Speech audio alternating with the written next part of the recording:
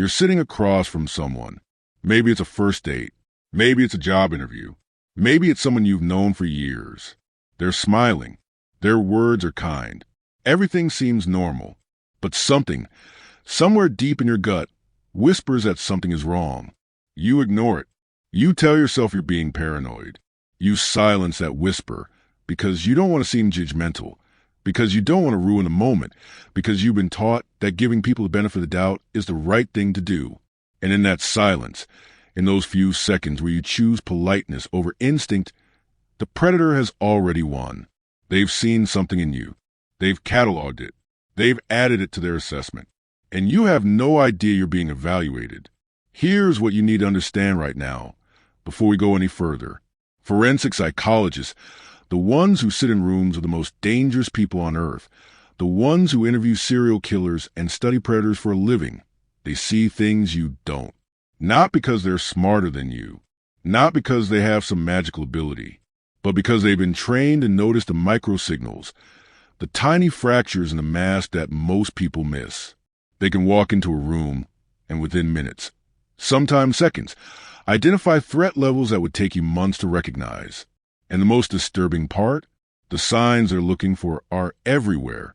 In your workplace, in your family, in your relationships. You've been looking at them your entire life without seeing them. Your mind is not trained to see predators. It's trained to see people.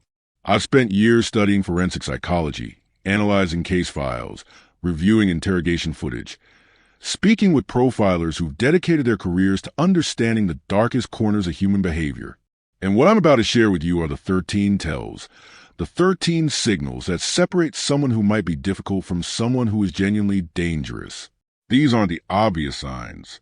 These aren't the Hollywood monster markers. These are the subtle patterns that forensic experts have identified through decades of research and thousands of interviews with individuals who've caused immeasurable harm. This is happening right now, in rooms and relationships all around you, and most people never learn to see it until it's far too late. The first tell is something forensic psychologists call the calibration phase, but you'll recognize it as something else entirely. Watch what happens when someone first meets you, not what they say, but what they're doing beneath the conversation. A predator doesn't just talk to you in those first moments. They're testing you. They're throwing out small violations, tiny boundary crosses that seem innocent, almost accidental. They stand slightly too close.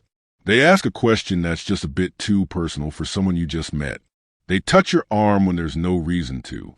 And then, this is critical, they watch your reaction with intensity that doesn't match the casualness of the violation. Are you going to enforce that boundary? Are you going to step back, change the subject, create distance? Or are you going to laugh it off, make excuses for them, prioritize their comfort over your own unease? This is calibration. They're measuring your tolerance for discomfort. They're assessing how much you'll accept before you push back. And if you fail this test, if you choose politeness over boundaries, they know. They know you're teachable. They know you can be trained. Most people fail this test every single day. Here's a story. Sarah met Marcus at a professional networking event. Within the first 5 minutes, he asked her if she was single. She laughed it off, said yes, thought it was forward but harmless. He touched the small of her back when guiding her through a crowd, a gesture that felt simultaneously protective and invasive. She didn't say anything because she didn't want to seem uptight. He made a joke about her outfit, something that walked the line between compliment and criticism. She smiled, unsure how to respond. 3 months later, Sarah was trapped in a relationship where Marcus controlled what she wore, who she spoke to, and how she spent every hour of her day.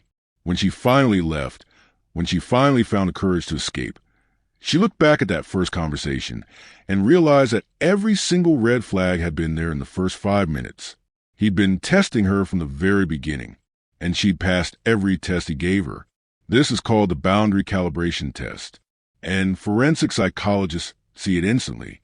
Has anyone ever made you uncomfortable in the first few minutes of meeting them, and you told yourself you were overreacting? Stop right now and think about what happened next in that relationship. Did things get better, or did they get progressively worse? The second tell is something most people mistake for charisma. Watch how someone tells stories about their past. Not the content of stories, but the structure. Normal people, when they tell you about conflicts they've had, about relationships that ended, about jobs they lost, they give you a nuanced picture. They might say, things were complicated, or we both made mistakes, or looking back, I should have handled it differently. They share responsibility. They acknowledge complexity. But predators, they tell stories where they are perpetually the victim or perpetually the hero. There's no middle ground. Every ex was crazy. Every former boss was incompetent. Every friend who walked away betrayed them. Every conflict has a villain, and they are never it.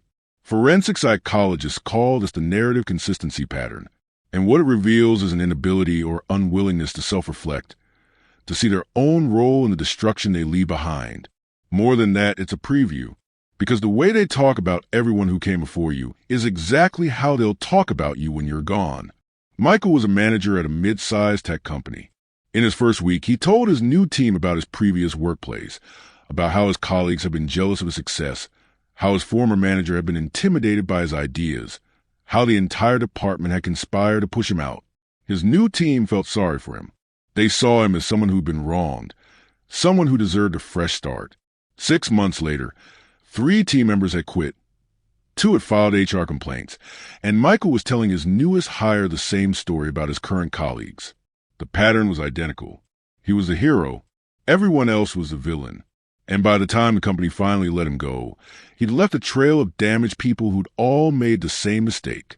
They believed his version of history, without questioning why he was always a protagonist in a story full of villains. This is called the eternal victim narrative, and it's one of the most reliable predictors of predatory behavior that forensic psychologists track. Think about someone in your life right now. How do they talk about the people who are no longer in their life? Do they ever admit fault? Or is everyone else always to blame? The third tell happens in moments of stress, in moments when someone thinks you're not watching. Predators maintain a mask, a carefully constructed version of themselves that they present to the world. But masks require energy. They require constant maintenance. And in moments of fatigue, frustration, or when they believe they're not being observed, the mask slips.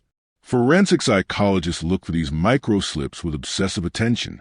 They watch what happens to someone's face when they think the conversation is over, when they think the interview is done. They watch what happens when someone is denied something they want, even something small. Does their expression remain neutral, or does something cold flicker across their features for just a fraction of a second? Do they recover too quickly, snap the pleasant face back on like they rehearsed it? The speed of emotional recovery is often more telling than the emotion itself, because real emotions take time to process. Manufactured ones can be turned on and off like a light switch. Jennifer worked as a receptionist at a law firm. There was an attorney, Daniel, who everyone loved. He was charming, funny, always the first to help with a difficult task. But Jennifer noticed something no one else seemed to see. Every time Daniel walked past her desk and thought she wasn't looking, his face would change. The smile would vanish. His eyes would go flat, almost dead. And then, the moment someone else appeared, the moment he was being observed again, the warmth would flood back instantly. She mentioned it to a colleague once, said it gave her chills, but she was told she was being ridiculous, that Daniel was one of the good ones. 2 years later, Daniel was arrested for embezzling hundreds of thousands of dollars from clients. When investigators reviewed his behavior, when they interviewed people, they found that Jennifer wasn't the only one who'd seen the mask slip. There were others, but most of them, like Jennifer, had dismissed what they'd seen because it didn't match the persona he worked so hard to maintain. This is called micro-expression inconsistency, and forensic psychologists are trained to catch it in real time. Your mind is not entirely your own when you ignore what you see because it contradicts what you want to believe. The fourth tell is about control, but not the obvious kind. Predators don't announce their need for control. They embed it in care. They frame it as concern. Watch what happens when you make a decision without consulting someone. Even a small decision that shouldn't require their input. Do they support your autonomy? Or do they find a way to make you doubt yourself? Do they say things like, "Are you sure that's a good idea?" Or, "I'm just worried about you." Or, I think you're making a mistake. On the surface, these statements sound loving. They sound protective. But what forensic psychologists recognize is the pattern beneath the words. It's not about the specific decision. It's about establishing that your judgment is flawed, that you need their guidance, that making choices without their approval is dangerous. This is preemptive control. They're not telling you what to do directly. They're teaching you to question yourself, to seek their permission, to internalize their voice as the authority over your own instincts. Rebecca started dating Tom after a difficult divorce. He seemed perfect, attentive and caring in ways her ex-husband had never been. When she mentioned wanting to take a weekend trip with her sister, Tom said, "Of course, you should go. I just worry about you driving that far alone. What if something happens?" When she got a promotion that required occasional evening meetings, he said, "I'm so proud of you. I just hope you're not taking on too much. You've seemed stressed lately." When she reconnected with an old friend, he said, "I'm glad you're spending time with people. I just want to make sure they're good for you. Some of your friends seem like they might be using you." None of these statements were prohibitions. He never told her no, but within 6 months, Rebecca had stopped taking trips, had turned down the promotion, and had slowly cut contact with most of her friends. Not because Tom had demanded it, but because she'd internalized his concerns as her own. She'd learned to see risk where he saw risk, to doubt herself when he expressed doubt. By the time she realized what had happened, she barely recognized herself. This is called manufactured dependency, and it's almost invisible until you know what you're looking for. Has anyone ever supported your decisions while simultaneously planting seeds of doubt about them? Pay attention to this. The fifth tell is something forensic psychologists call emotional debt creation. Watch what happens when someone does something kind for you. Is it a genuine gift, or does it come with invisible strings? Predators are extremely strategic about generosity. They help you when you didn't ask for help. They give you things you didn't request. They do favors that seem selfless on the surface. But then, sometimes days later, sometimes weeks later, they call on the debt. They remind you of what they did for you.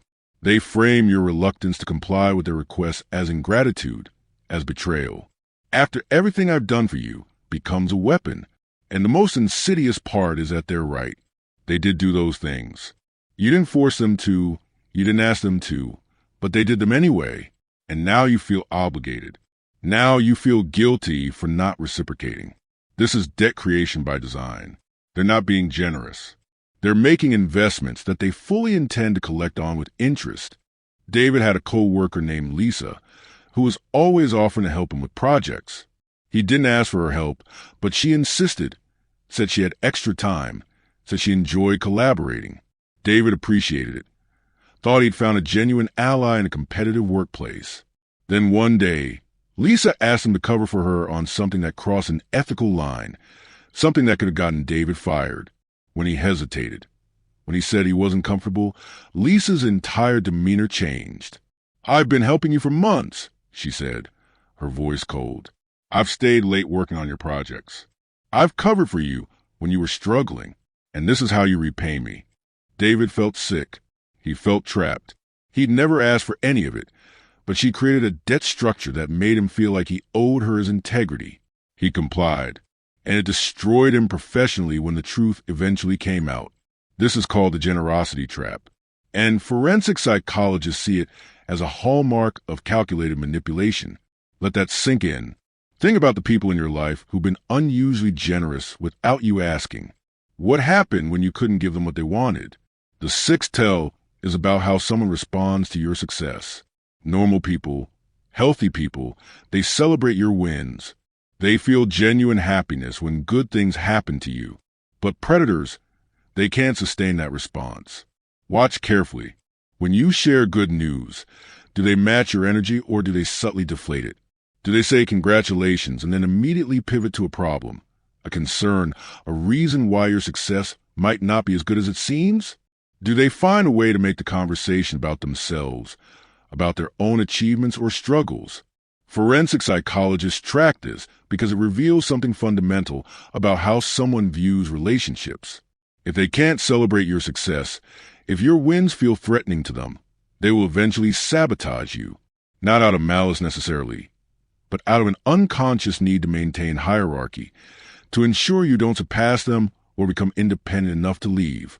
Emma was in a long-term relationship with Nathan. Every time something good happened to her, a promotion, a compliment from her boss, recognition in her field, Nathan would initially say the right things. "That's great, babe." But within minutes, the conversation would shift. He'd bring up something stressful, remind her of an upcoming bill, mention how tired he was. Or he'd tell her about something he'd accomplished, something bigger, something that made her achievement seem smaller by comparison. She started to dread sharing good news with him because it never felt good afterward. It always left her feeling deflated, guilty for being happy, apologetic for taking up space. Years later, after the relationship ended, a therapist helped her see the pattern. Nathan hadn't been happy for her.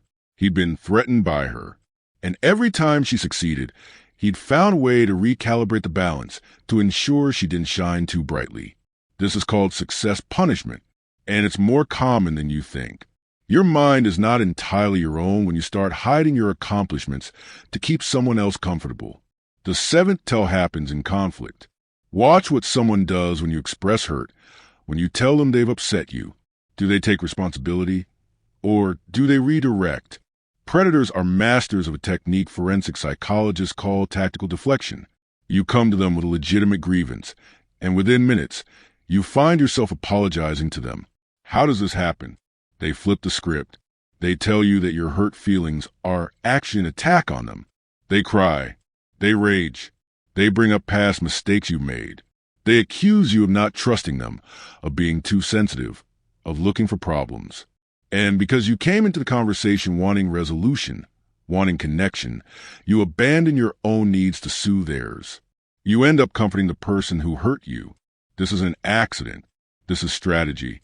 Because if they can train you to fear conflict, if they can make every attempt at accountability end with you apologizing, you'll stop trying. You'll stop bringing up problems. You'll learn to silence yourself. Marcus confronted his business partner about financial discrepancies in their company accounts. He discovered unauthorized transactions, money that couldn't be accounted for. He approached the conversation carefully. Didn't want to be accusatory, just wanted answers.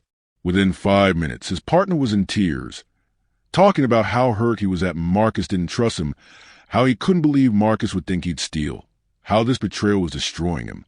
Marcus, who'd come with evidence and legitimate concerns, found himself apologizing, reassuring his partner that he did trust him, that he was sorry for bringing it up. The financial discrepancies were never addressed. 3 months later, the company collapsed. Marcus lost everything. And when investigators sorted through the wreckage, they found a pattern of theft that had been happening for years. Years during which Marcus had probably noticed things, had probably had concerns, but had learned through dozens of smaller interactions that raising those concerns would only end with him apologizing. This is called DARVO. Deny, attack, reverse victim, and offender. And forensic psychologists consider it one of the most reliable markers of someone who will never take accountability. Think about the last time you tried to express hurt to someone. Did the conversation end with them understanding you, or with you apologizing to them? This matters. The eighth tell is about time. Predators move fast, not always in obvious ways, but in terms of intimacy escalation. Watch how quickly someone tries to accelerate a relationship. Are they talking about future plans after one date? Are they saying, "I love you" after a week? Are they creating inside jokes and shared history when you barely know each other? Forensic psychologists call this love bombing, but it's more than just excessive affection.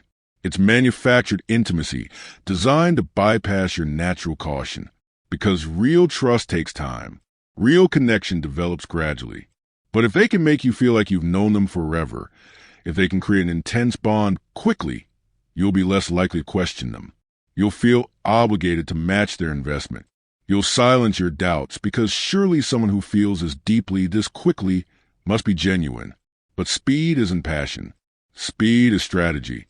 And the reason they're moving fast is because they need to lock you in before you have time to see them clearly. Alicia matched with Brandon on a dating app. Their first date lasted 6 hours. He told her she was unlike anyone he'd ever met. He texted her constantly, dozens of messages a day, each one more intense than the last. Within 2 weeks, he'd introduced her to his family. Within a month, he was talking about moving in together. Alicia felt swept up in something powerful, something she'd been waiting her whole life to feel. Her friends warned her that it was too fast, that she barely knew him, but she told them they didn't understand, that this was different, that sometimes you just know.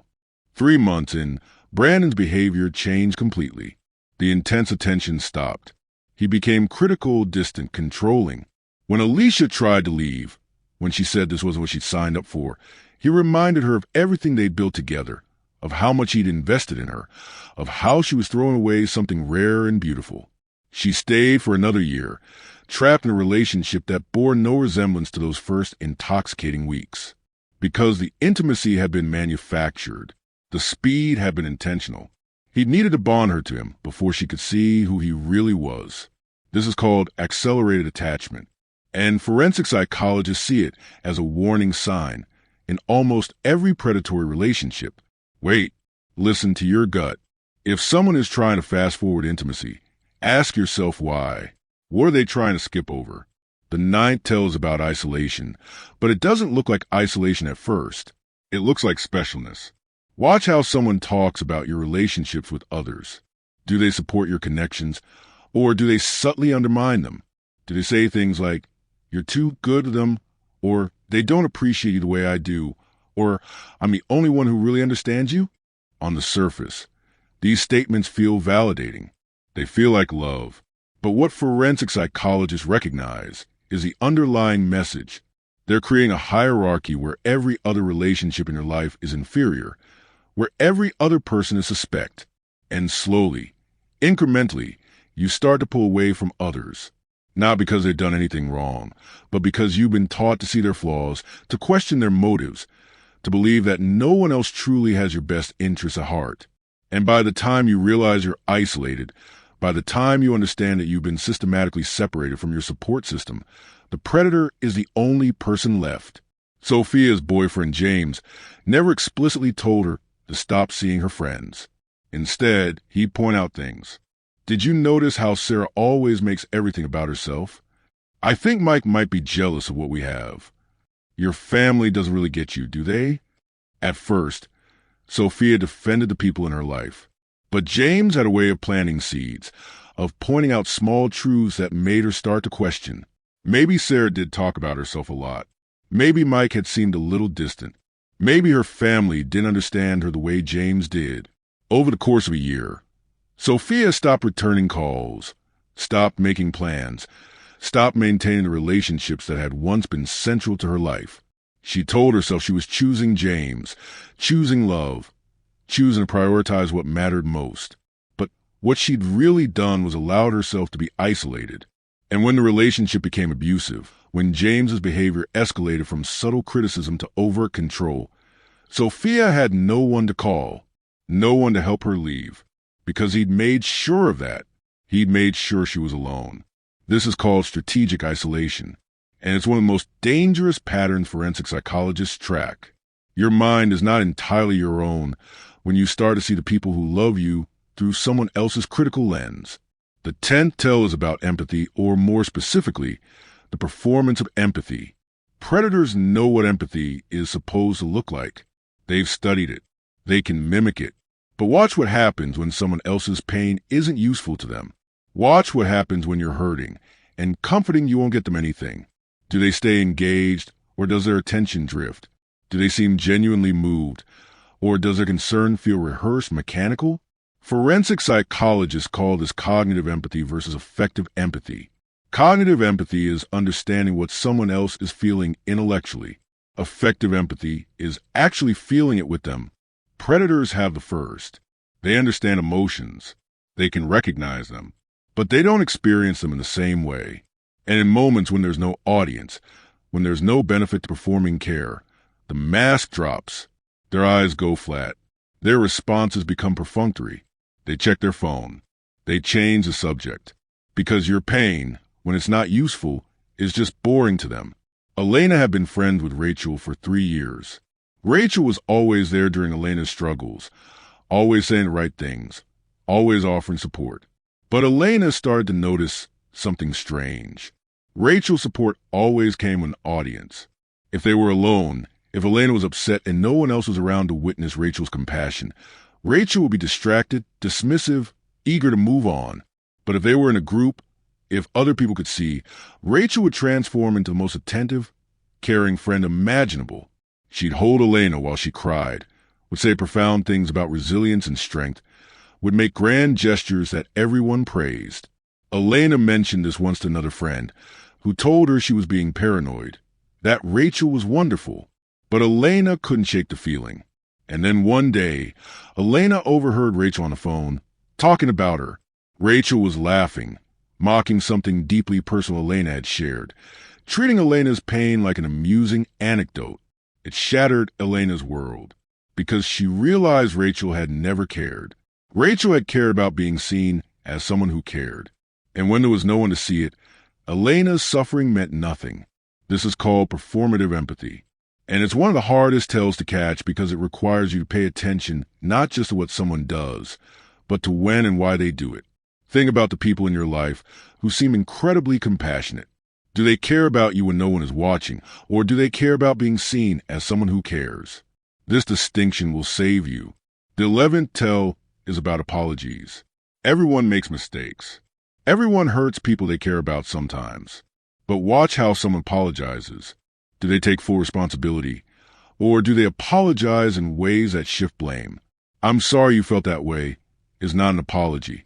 "I'm sorry, but you have to understand why I did it" is not an apology. "I'm sorry, I was having a bad day" is not an apology. These are blame transfers. Forensic psychologists look for what they call accountability resistance. It's when someone goes through the motions of apologizing without ever actually accepting responsibility for their actions. They acknowledge your pain, but frame it as your problem. They express regret, but contextualize it in ways that make their behavior justified. And if you try to push for a real apology, if you refuse to accept these pseudo-apologies, they become defensive. They accuse you of not being forgiving, of holding grudges, of being impossible to please. Because the goal was never to repair the relationship. The goal was to end the conversation and return to the status quo, where they don't have to change. Owen worked for a manager named Patricia, who regularly berated her team in front of clients and colleagues. After one particularly humiliating incident, Owen and several co-workers requested a meeting with Patricia. They came prepared, professional, simply asking her to address them privately rather than publicly when there were issues. Patricia listened, nodded, and then said, "I apologize if my communication style has upset some of you. I'm under a lot of pressure, and sometimes I forget that not everyone can handle directness the way I can. I'll try to be more mindful of people's sensitivities." Owen left that meeting feeling worse than when he'd entered. Because Patricia hadn't apologized, she implied that the problem wasn't her behavior, but their inability to handle her brilliance. She'd framed her cruelty as directness and their hurt as weakness. Nothing changed after that meeting. Nothing ever changed. Because Patricia had learned that she could say the word apologize without ever actually being accountable. This is called the pseudo-apology. And forensic psychologists recognize it as a sign that someone will repeat the same harm indefinitely because they genuinely don't believe they've done anything wrong. Has anyone ever apologized to you in a way that made you feel worse than before they apologized? That's not an accident. That's strategy. The 12th tell happens in success and failure. Watch what someone does when they succeed versus when you succeed, when they fail versus when you fail. Predators display what forensic psychologists call asymmetric attribution patterns. When they succeed, it's because they're talented, smart, deserving. When they fail, it's because of external factors, bad luck, other people's incompetence. But when you succeed, it's luck, timing, privilege, factors outside your control. And when you fail, it's your fault entirely. This asymmetry serves a purpose. It maintains their superiority. It ensures that no matter what happens, the narrative positions them as more capable, more valuable, more deserving than you. And over time, if you're exposed to this pattern consistently, you internalize it. You start to downplay your own achievements and catastrophize your failures. You start to see yourself through their lens. And that's the point. Because if they can convince you that you're less than them, you'll never question why you're giving them so much power. Veronica worked in a small marketing firm with a partner named Greg. When their campaign succeeded, Greg would talk about his strategic vision, his creative direction, his leadership. When campaigns failed, he'd analyze what went wrong with the client's expectations, the market conditions, or Veronica's execution of his vision. When Veronica's solo project succeeded, Greg would praise the timing, the easy client, the fortunate market trends. When her project struggled, he'd ask her what she'd done wrong, what she could have done differently. After 3 years, Veronica believed Greg was a talent, and she was just competent enough to implement his ideas. She took a massive pay cut compared to his earnings and thought it was fair. It wasn't until she left the firm and succeeded dramatically on her own that she looked back and realized how distorted her self-perception had become. Greg had been more talented. He'd been more skilled at controlling the narrative. This is called attribution, manipulation, and it's how predators convince you that you need them more than they need you. Your mind is not entirely your own when you can't recognize your own value without someone else's validation. The 13th tell is the most subtle and possibly the most important. It's about what forensic psychologists call a recovery test. Everyone has bad days. Everyone is sometimes tired, stressed, or dealing with personal issues. But watch what happens when someone treats you poorly and then later returns to normal. Do they acknowledge what happened? Do they take responsibility and try to repair? Or do they simply reset, act like nothing occurred, and expect you to do the same? Predators rely on your desire for things to go back to normal. They know that after conflict, after cruelty, most people are desperate for relief.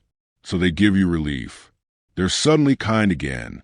They're suddenly attentive. And you're so grateful for the return to peace that you don't demand accountability for what happened. You don't insist on discussion or change. You just accept a good moment and try to forget the bad one.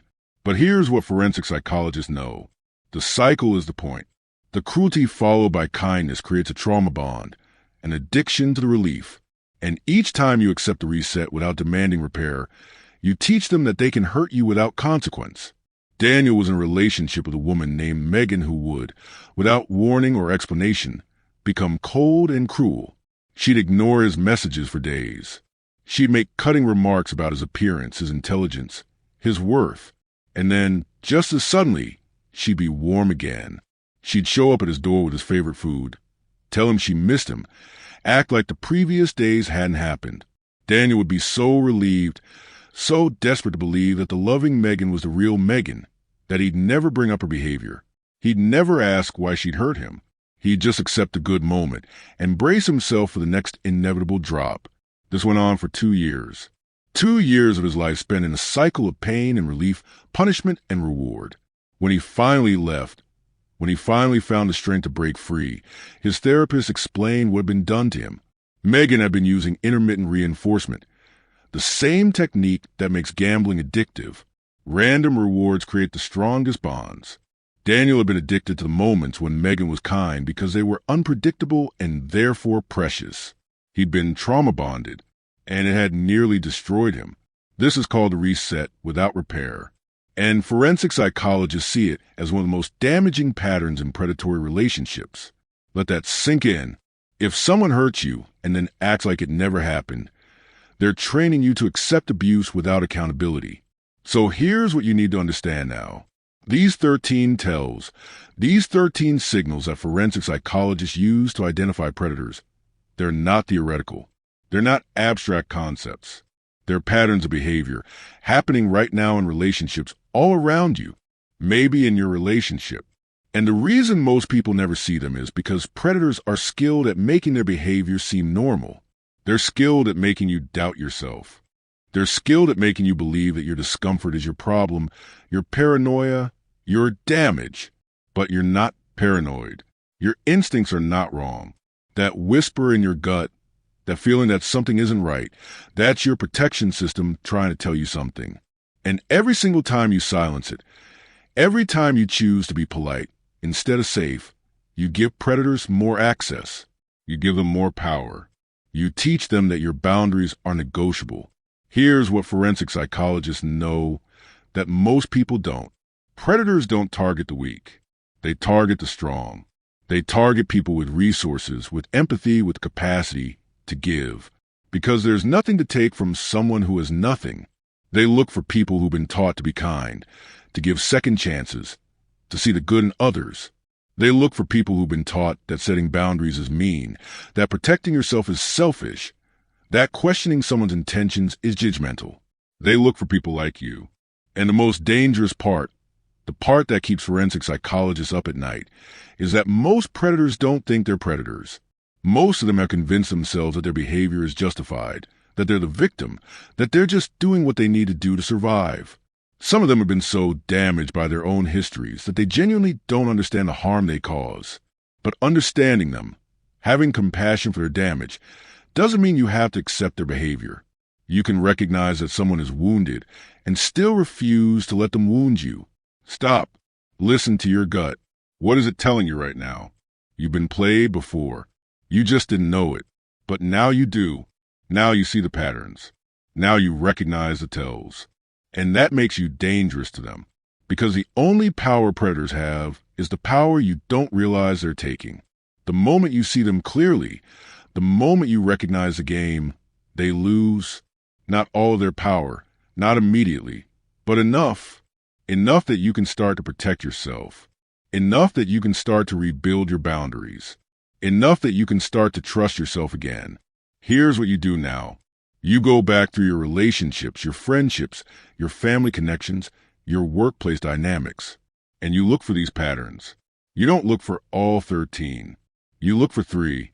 Because if someone displays 3 of these tells consistently, that's not coincidence. That's character. And you need to make a decision about what level of access you can give them to your life, to your mind, to your energy. Some of these people, you're going to have to cut out completely. Some of them, you're going to have to create distance from.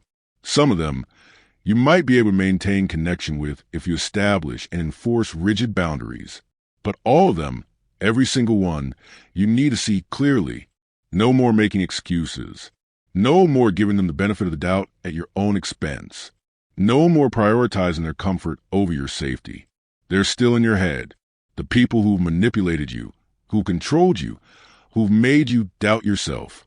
Their voices are still there, still influencing your decisions, still making you question your worth. But now you have new information. Now you have the tells. Now you have the language to name what was done to you. And naming it, seeing it clearly, that's the first step to taking your mind back. You're awake now, and they're going to hate that. Because awake people don't comply. Awake people ask questions. Awake people enforce boundaries. Awake people walk away from situations and relationships that require them to shrink, to doubt themselves, to accept harm as the price of connection. So here's your choice. You can go back to sleep. You can tell yourself I'm being dramatic, that the people in your life aren't that bad, that I'm making you paranoid. You can choose comfort over awareness. A lot of people make that choice. Because once you see these patterns, once you really see them, you can't unsee them. And that means you have to make hard decisions. You have to have difficult conversations. You have to accept that some people you love, some people you've invested years in, might be hurting you intentionally or so damage themselves that the result is the same. Or you can stay awake. You can use these 13 tells as a filter, as a protection system. You can start to notice when someone calibrates your boundaries, when they punish your success, when they perform empathy instead of feeling it. You can start to trust that feeling in your gut that you've been trained to ignore. You can start to believe that your discomfort is data, not dysfunction. And here's what happens when you make that choice. Your world gets smaller at first, because you start to see how many relationships were built on you accepting unacceptable things. You start to see how many people had access to you only because you didn't enforce the boundaries you needed. You start to see how much of your life you spent managing other people's emotions, absorbing other people's cruelty, excusing other people's behavior because holding them accountable felt too hard, too mean, too risky. But then, after that contraction, after that period of loss and grief, because you are grieving, you're grieving the relationships you thought you had, the people you thought they were, your world expands again. But this time, it expands with people who don't require you to betray yourself to maintain connection. It expands with people who can handle your boundaries, who celebrate your success, who take accountability when they hurt you, who don't need to control you to feel secure with you. Your mind is not entirely your own until you take it back. Until you stop letting other people's voices be louder than your own instincts. Until you stop accepting treatment you never accept for someone you love. Until you stop making yourself smaller so that predators feel bigger. I want you to think about something right now. Think about the person in your life who makes you feel the most anxious, the most unsettled, the most like you're constantly walking on eggshells. Do they display these tells? Not all of them, maybe, but some of them, 3 of them, 5 of them. And if they do, why are you still giving them access? What are you afraid will happen if you don't? That they'll be angry? That they'll leave? That they'll tell people you're the problem? Let them be angry. Let them leave. Let them tell their version of the story where they're the victim and you're the villain. Because here's what forensic psychologists know from studying thousands of predatory relationships. The moment you walk away, the moment you enforce real consequences, one of 2 things happens.